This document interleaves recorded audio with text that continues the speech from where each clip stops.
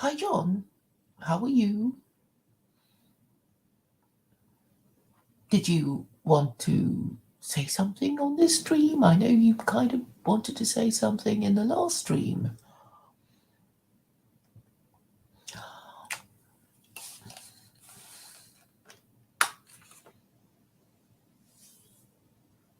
I guess I'll start on my subject now. It won't take that long.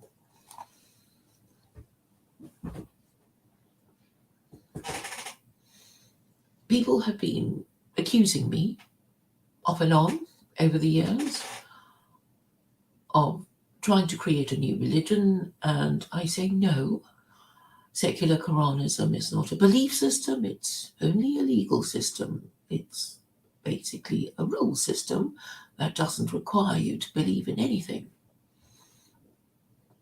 This means that all you have to do is work out if the rules could serve you, if you like the sound of them, and you can support it without having to change your belief system. You know, if you're atheist, you're not required to convert to Islam. If you're Jewish, you're not required to convert to Islam. And that was basically what I meant, that secular Quranism accommodates atheists to polytheists. And belief in God is only optional.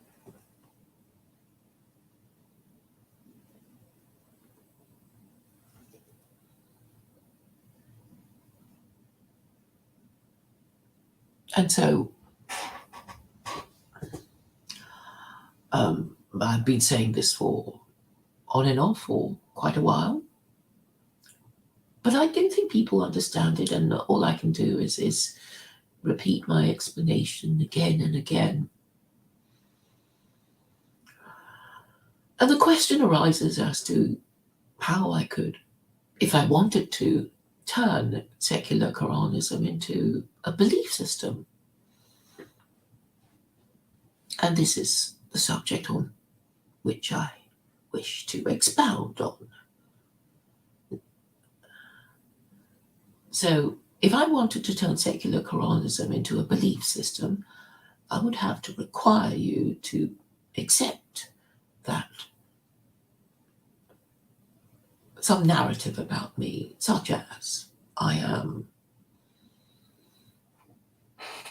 I don't know, uniquely able to, sort your problems out, and you should support me, and the nature of this unique ability to help you is that I am an incarnation of somebody famous from the past that you might have heard of. So that would be a way of doing it. I was thinking either Solon or Maimonides to get the Jews on board.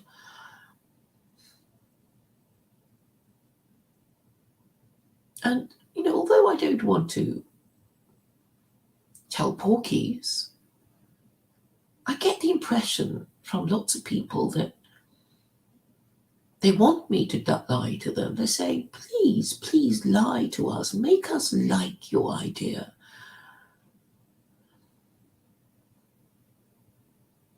Give us something to chew on, I think, to give us hope.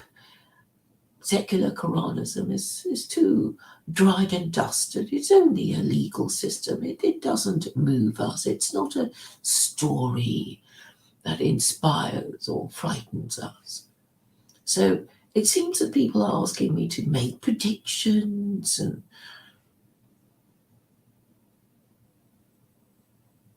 perform miracles and say that I am an incarnation of, I can't decide which. I mean, if I'm ever going to go with this, I suppose I would say I was either Solon or Maimonides. Come back to go over a few lessons, shall we say.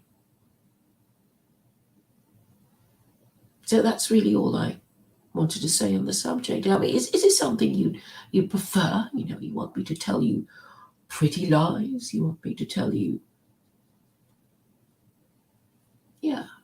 tell you lies? Or maybe it's not a lie. It could be true if you want to believe it. Or at least there's, the intention of, giving you what you want.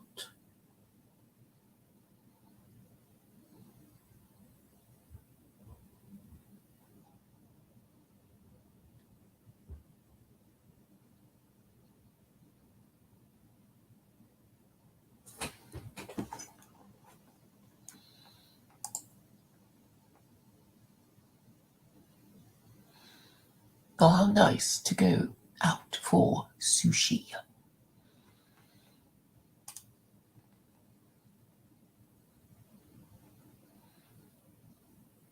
You don't mention, do we go Sharia or SK? Well, SK is really Sharia. I mean, in the sense that it is, a legal system derived from the Quran. But for most other forms of Sharia, they would use a hadith. I'm only going to use a hadith that is not, doesn't contradict the Quran. So that would be my rule. I suppose these terms have to be defined properly. But I think it might be time to ramp things up because things are getting rapidly worse, aren't they? If World War III looms because of the stupidity of the Americans, I know Macron is trying to walk Biden away from it, but Boris is kind of yapping on behalf of the Americans to be mean to the Russians, and really Europe needs a cheap source of gas, doesn't it? I mean, the trouble is people don't really make that much sense these days. Their own position is inconsistent when you start asking them, what they're trying to do. It doesn't even work out to be in their own interest to stick to their particular point. And what I think is a problem is that they just want things their own way, even if it doesn't make any sense. They just want things to be done their way. And this is really the problem of not having a proper hierarchy, and this disorders our thinking. So if we all, in theory, believed in God, then God would be, at the top of the pyramid, and we would be, somewhere in the pyramid. And this would make sense, and we'd all be sort of joined up and, in rows and lines and connected to each other and, accountable to people below and above us. That sort of idea. And this is the hierarchy that we need in order to order our thinking, in order to make the right decisions, as well as prioritize our range of action. And unfortunately, now in an increasingly chaotic society, people are basically just making things up as they go along. I know they've been doing it for quite a while now, but things are getting rapidly worse because, you kind of get to a critical mass of making things up as you go along until you might just sort of teeter over the edge.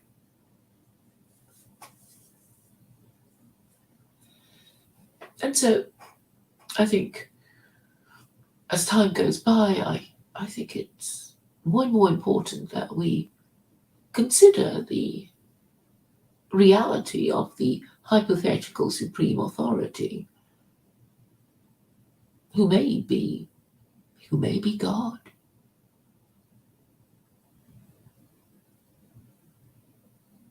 Of course, the price of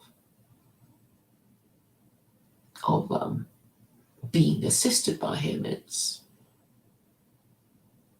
having to obey his laws. So that would be the bargain. The Quran puts it very well. If you read the Quran, it is like a legal contract. And yesterday, Mark Collett, a British nationalist, was persuaded by Daniel Haqiqatjou, the Muslim speaker, to read the Quran. Finally, after all these years of hating on Muslims, he has finally agreed to read the Quran, which is a start. So I have a few suggestions of how he might approach it. So he should, well, if he told me that he was going to read it, I would say yes, very good. You'll just have to tell me which verses that you find objectionable, and then, and I'll deal with your issues. And that would be how I'd go about it. That was my expectation of dealing with things. Unfortunately, I never got far enough to get anyone to read it. I mean, they might promise to read it, but they, might not. After all, Mark Collett might never get round to reading the Quran, even though he said to Daniel Haqiqatjou that he would. And Daniel might just forget about it. Or he could, keep in touch with Mark and say, hey, have you read the Quran yet? Are you ready to discuss it with me yet?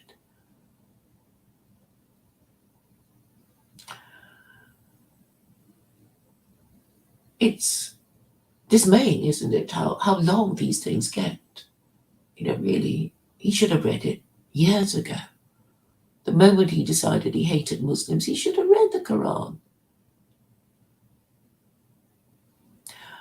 But probably in the circles Mark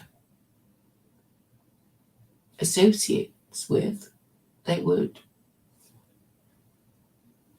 people would just think terrible things of him if he were ever seen to be reading the Quran.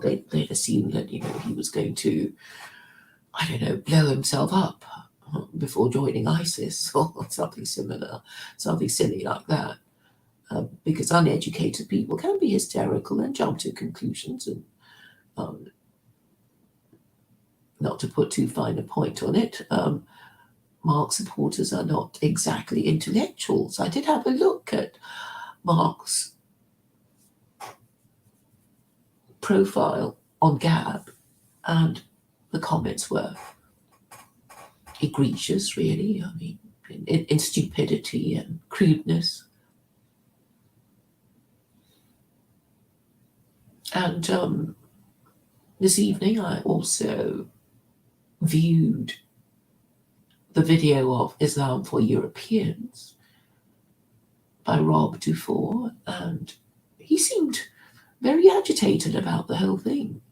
He seemed to assume that Mark was going to read the Quran, convert to Islam, use Islam to promote his cause, and he was, I think, a little frightened of the prospect of nationalists using Islam to promote their agenda.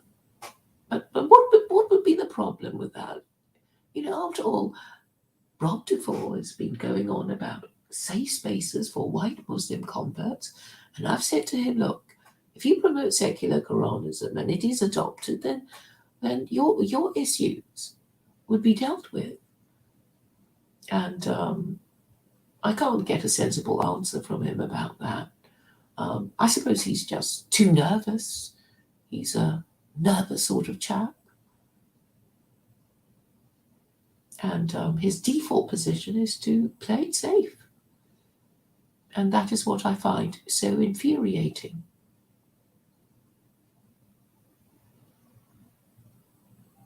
It is, in my view, effeminate to be so risk-averse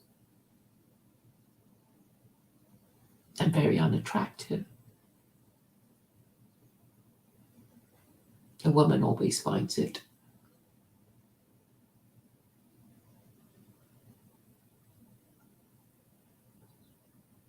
very unattractive to find a man who is more timorous than she is, even more risk averse. There's something almost visceral about it.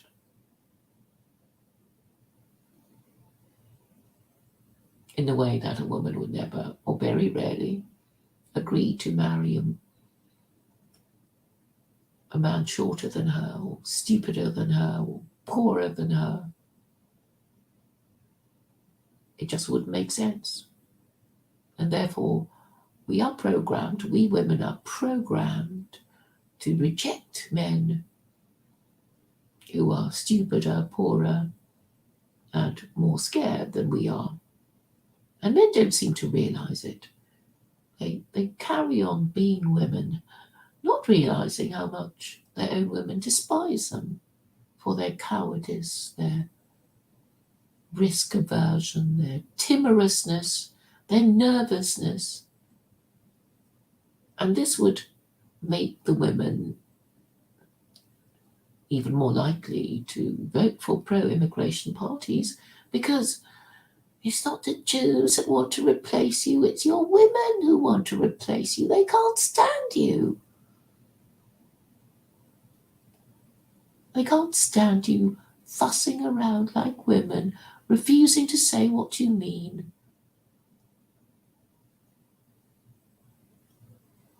Being more politically correct than women themselves. They can't stand it. And this is basically the problem, that Western men don't get it. When women become more extreme, they're just giving you a shit test to see really which way you're going to jump, and you always jump the wrong way. Always jump the wrong way. And they no longer have any respect for you. And so they will keep hoping that foreign men that come to replace you will be better than the local men. And that's I guess that's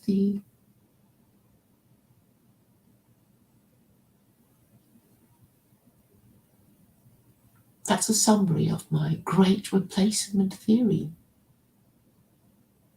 No Jewish conspiracies required.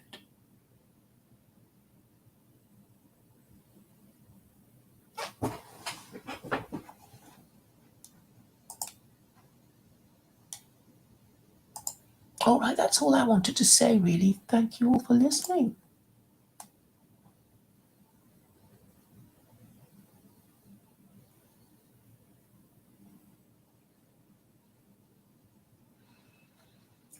Okay, good question by Dafik.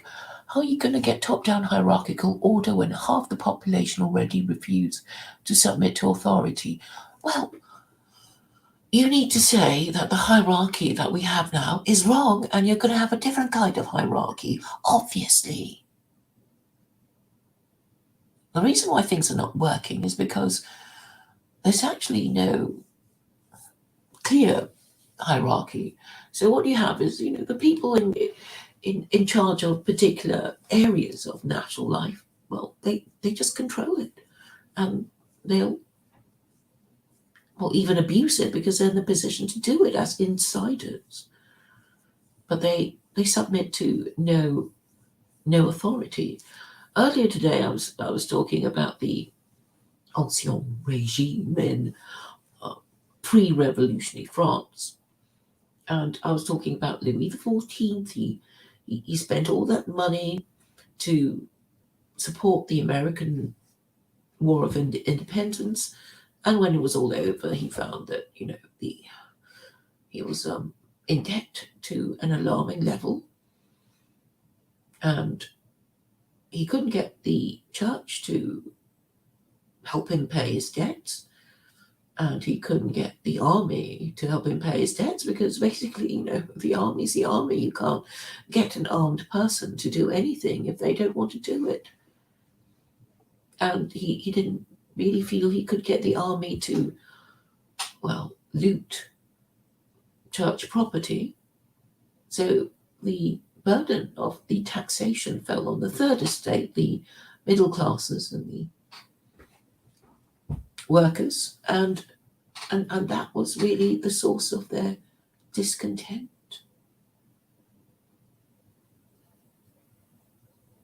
So what I'm saying is that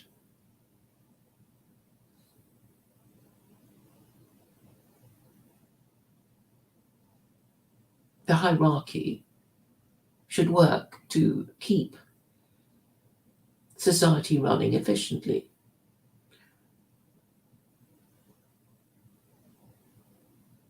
So, perhaps the church could have got the military, well, the barons really, to, help the king pay his debts.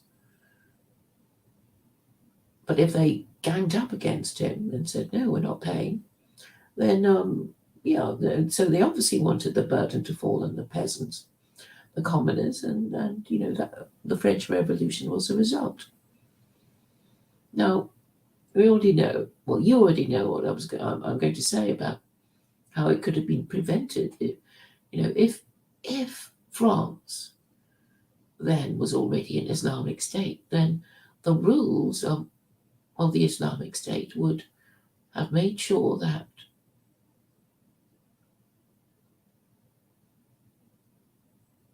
the king wouldn't have got himself into such trouble. He wouldn't have sponsored the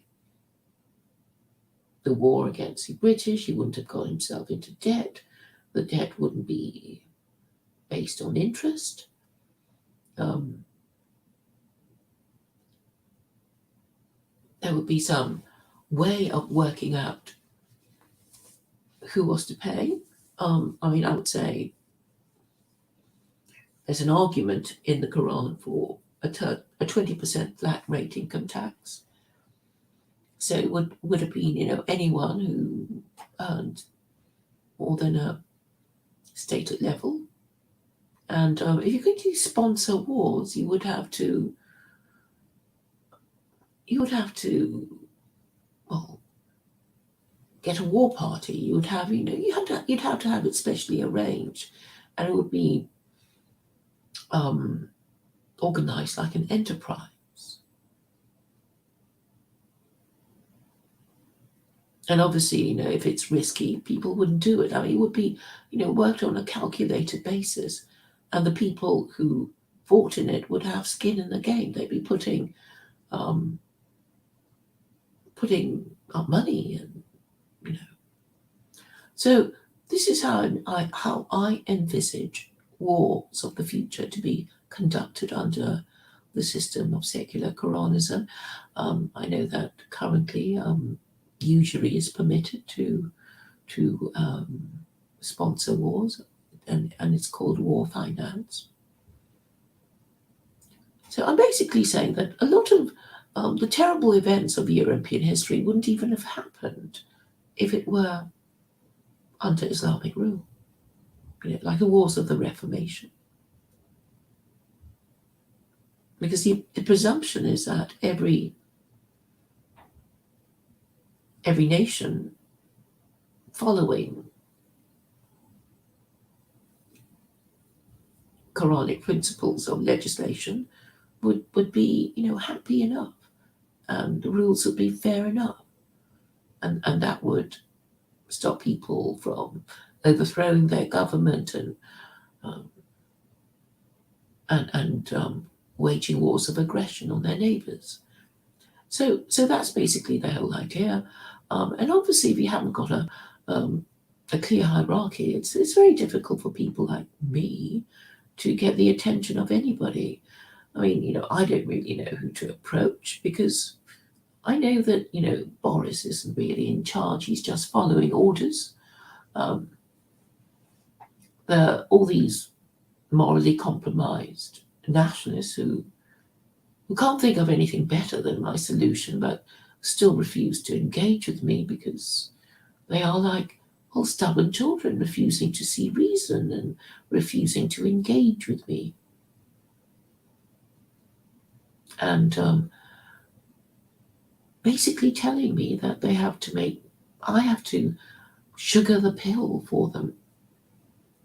And the only way of sugaring the pill for them, I guess, would be to say that I'm something special and an incarnation of, somebody famous. And I guess if people believed in it, then I would, have the requisite authority to get my voice heard or get a decent interview in mainstream media instead of asking to be platformed on, on the channels of timorous Western men who can't actually engage in a rational and coherent way on any of the things I'm trying to say.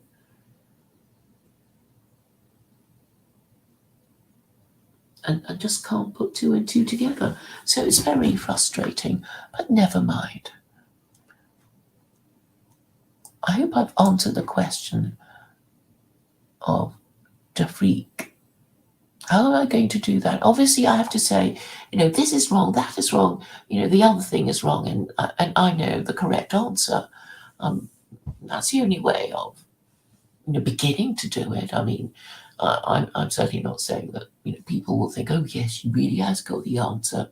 But, just a dialogue would be, a start. People using their real name, people who understand what I'm saying, who understand the principles of government, who are known as intellectuals, not just anonymous people in the chat with silly names.